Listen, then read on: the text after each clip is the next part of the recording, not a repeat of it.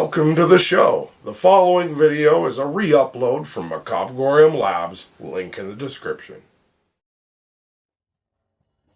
Hey everybody, what's up? Welcome back to Macabregorium Labs. I'm Bats, and here's 13 phrases from the United States that people from other countries might not understand, Volume 1.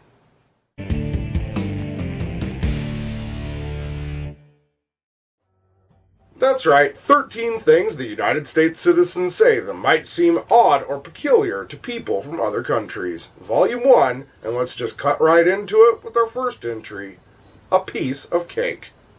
Piece of cake is a term or phrase that United States citizens use to explain an activity or action that is easy to accomplish, usually requiring minimal effort. For newcomers to the United States, we hope this helps you understand that when we say this, we are unfortunately not talking about baked goods. With that out of the way, we've made room for our next entry, scoot over. People from the United States might casually say this when asking someone to adjust their position slightly, but to those who aren't familiar with the term can be forgiven for not having a clue what Americans are asking them to do. My fellow thespians and YouTubers are probably familiar with our next entry, break a leg. Saying break a leg to someone is usually used in context to an actor or a thespian, most primarily on a stage play. This is a way that we use to wish them luck in hopes that they are successful in their performance.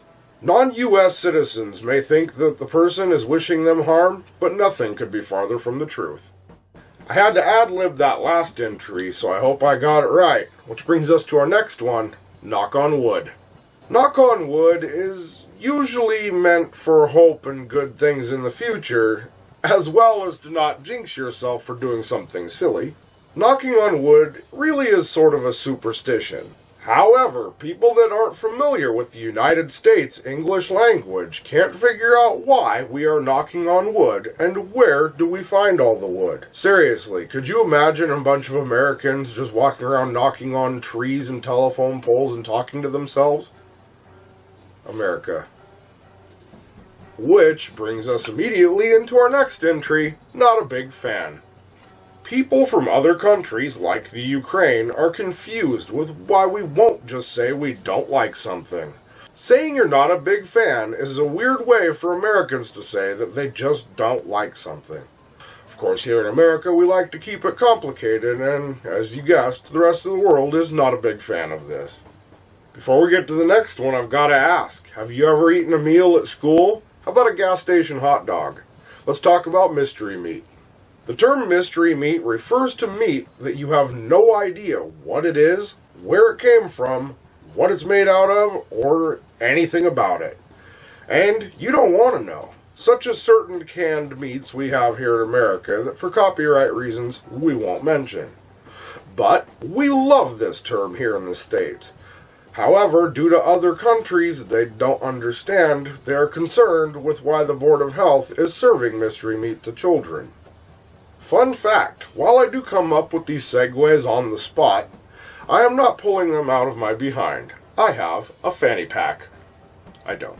Now, when we use the term fanny pack, we mean those silly little packs you can fasten around your waist to hold things.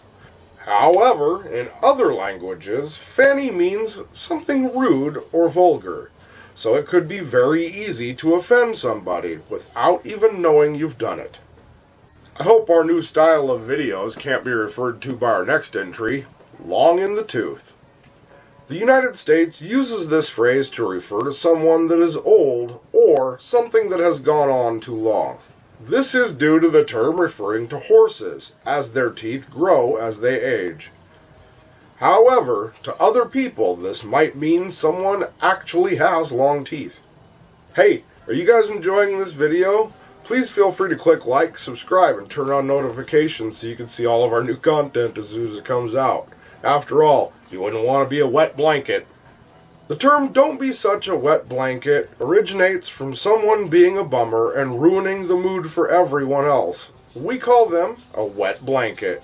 People from other countries ask, what does this have to do with a blanket? Of course, a literal wet blanket would be heavy and hard to move, so maybe this is how we got this expression in the first place. Have you ever tried to do something that just didn't quite work out for you? Well, it's probably because you ate it.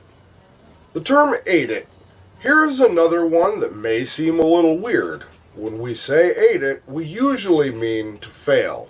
For a relevant example, a skateboarder tries to do a flip and instead hits the ground, generally face first, and ends up chowing down on some concrete. Now, to other countries, they have no idea why that would mean to fail, and not at all to eat of something. If you'd like any further reference on that, feel free to head on up here to the search bar and type in skateboard fails. I guarantee you'll see someone eat it. Now on to our next entry. How are you? Most foreigners think we are super friendly with this expression, even though United States citizens have had this piece of etiquette drilled into our heads since birth, as most of us just expect a yes or no answer, and usually this to mean hello. Feel like the odds are against you? You might just be behind the 8 ball. Citizens of the United States use the term behind the 8 ball to mean being in a tough spot or predicament. This initially came to us from pool or billiard halls. In the game of pool or billiards, it means having an almost impossible bank shot.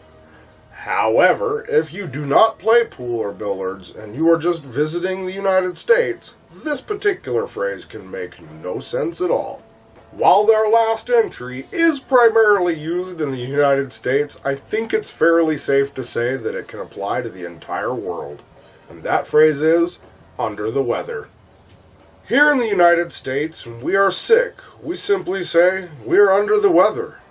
Historians think this came to us from the sea.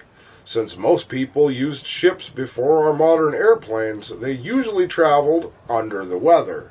However, since not really used in other countries, it makes no sense to them. Well, everybody, that's about all the time we had for today. Hope you enjoyed this School of Boredom Extra Credit. 13 phrases used in the United States that might seem odd or peculiar in other countries. I've been your host, Bats, and we will see you next time, even we don't know what we have in store. And before I tell you to click like, subscribe, and turn on notifications, remember this. Think for yourselves. Keep it creepy.